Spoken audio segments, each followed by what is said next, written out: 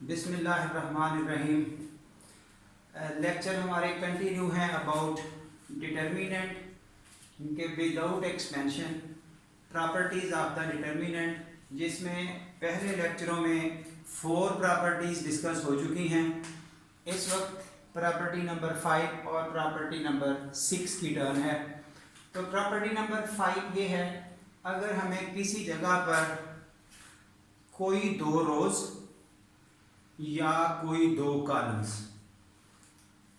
कहीं इंटरचेंज करने पड़ जाएं, यानी कि 2 कॉलम ऐसे हैं, इनकी जगह ऐसे कर दी जाए, या 2 रोज़ इस तरह से हैं, इनकी जगह इस तरह कर दी जाए।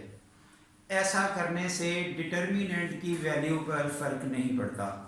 ऐसा कर सकते हैं अगर कहीं हमारी रिक्वायरमेंट ऐसी आ जाए, कोई प्रूफ ऐसा आ जाए कि ये बना के दिखाना है, तो ऐसा किया जा सकता है।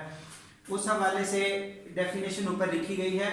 तो ऐसा करने से डिटर्मिनेंट की वैल्यू के बाहर माइनस हमें मल्टीप्लाई करना है, यानी कि उसकी वर्थ सेम रहेगी, जैसे कहा गया बराबर रहेगा इनको इंटरचेंज करने से, लेकिन रिजल्ट के साथ एक नेगेटिव का साइन मल्टीप्लाई कर दिया जाएगा। ये एग्जांपल लिखी जा रही है, एक 3/3 का डिटर्मिनेंट, यहाँ पर हमने इसका कॉलम सेकंड और कॉलम थर्ड आपस में इंटरचेंज कर दिए। थर्ड सेकंड की जगह आ गया, सेकंड थर्ड की जगह आ गया। जो रिजल्ट इस डिटर्मिनेंट का आएगा वही इसका आएगा जब इनको एक्सपेंड करेंगे, लेकिन माइनस उसके साथ लग जाएगा। या ये यहीं से बताया जा रहा है कि इस जगह से आगे अगर हम 2 रोज को इंटरचेंज कर दें, इस वाली को, जैसा कि ये 2 रोज इंटरचेंज कर दी गए हैं, रो 1 और रो 2, तो एक माइनस और आना था, वो दोनों माइनसेस, यानी कि माइनस मल्टीप्लाई बाई माइनस, वो दोनों प्लस हो चुकी, जो कि यहाँ पर फिर कुछ लिखने की ज़रूरत नहीं थी। इस तरह से वो डिटर्मिनेंट एज इट इज आप इस क्वेश्चन को अप्लाई कर सकते हैं। क्वेश्चन नंबर 5, उसका फर्स्ट पार्ट, एक्सरसाइज 5.1, यानी कि यही स्ट्रक्चर अप्लाई किया जा सकता है। वहां एक छोटा सा क्वेश्चन दिया गया है, prove this is equal to this. हाँ जी, नेक्स्ट प्रॉपर्टी आ रही है, if all the rows are interchanged into columns, यानी कि अभी पीछे बात हुई थी कोई 2 रोज आपस में इंटरचेंज कर दी जाएं या कॉलम आपस में इंटरचेंज कर दिए जाएं।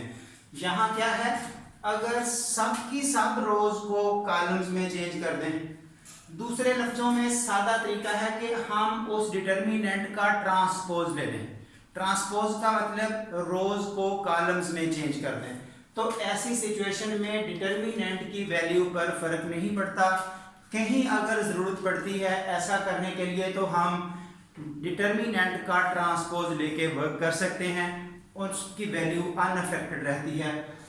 एग्जांपल लिखी जा रही है कि अगर ए डिटर्मिनेंट है, इसको सॉल्व किया गया तो आंसर आ गया -2। अगर हम इसका ट्रांसपोज लेते हैं, यानी कि फर्स्ट रो फर्स्ट कॉलम बन गई, सेकंड रो सेकंड कॉलम बन गई, जब इसको एक्सपेंड किया तो भी आंसर वही रहा। ये इस चीज की ऑथेंटिकेशन है। ये जस्ट एग्जांपल कोट की गई है उस पोर्शन को शो करने के लिए कि A determinant equal to A transpose का डिटर्मिनेंट। अब इस प्रॉपर्टी नंबर 6 को अप्लाई करने के लिए हम एक्सरसाइज का क्वेश्चन नंबर 5 का थर्ड पार्ट सॉल्व कर रहे हैं, शो दिस इक्वल टू 0। इस डिटर्मिनेंट का हम एक नाम रख रहे हैं, डेल फॉर डिटर्मिनेंट।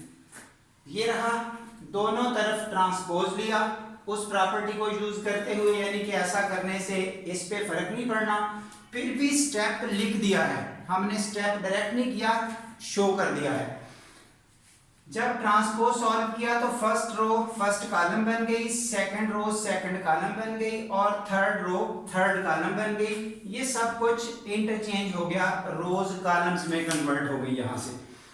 और उसके बाद जो हमारा लास्ट प्रॉपर्टीज पहले स्टडी हो चुकी हैं पिछले लेक्चरों में, कि अगर हम कोई नंबर किसी डिटर्मिनेंट से कॉमन निकालना चाहते हैं, वो या एक रो से आएगा या एक कॉलम से आएगा।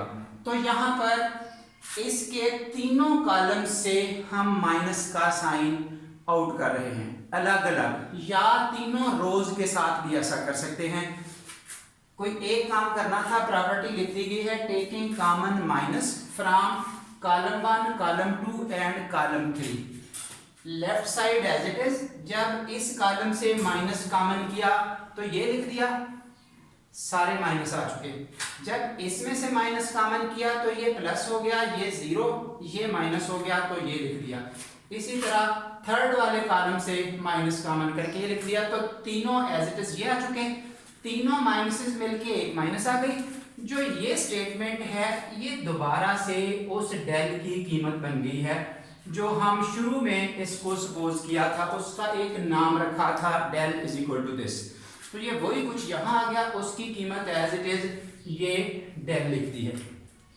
अब उसको लेफ्ट पे शिफ्ट किया तो स्टेटमेंट ये बनी। फिर जो लेफ्ट साइड थी उसमें ट्रांसपोज का डिटर्मिनेंट और एक सेम होंगे, तो इसकी जगह एज इट इज डेल लिख दिया। दोनों मिलके 2 डेल हो गया, 2 उधर डिवाइड होके खत्म हुआ तो डेल रह गया। हेंस इस डेल की वही कीमत जो ओरिजिनल क्वेश्चन था, ये आपके पास प्रूफ है। यानी कि इस प्रॉपर्टी को यूज करने का मेथडोलॉजी बताया गया, प्रोसेस बताया गया, ये प्रॉपर्टी कैसे वर्क करती है। इसी तरह इस प्रॉपर्टी को हम नेक्स्ट क्वेश्चंस में भी यूज करेंगे। फिलहाल ये प्रॉपर्टीज अंडरस्टैंड करते जाइए, इंशाल्लाह इससे नेक्स्ट लेक्चर में आ रही हैं, नेक्स्ट वीडियो में आ रही हैं प्रॉपर्टी नंबर 7 और 8, वो 1 बाय 1 करके आप अंडरस्टैंड करेंगे। फिर जनरल क्वेश्चंस शुरू हो जाएंगे। अब तक का काम that is closed about this property, that's all.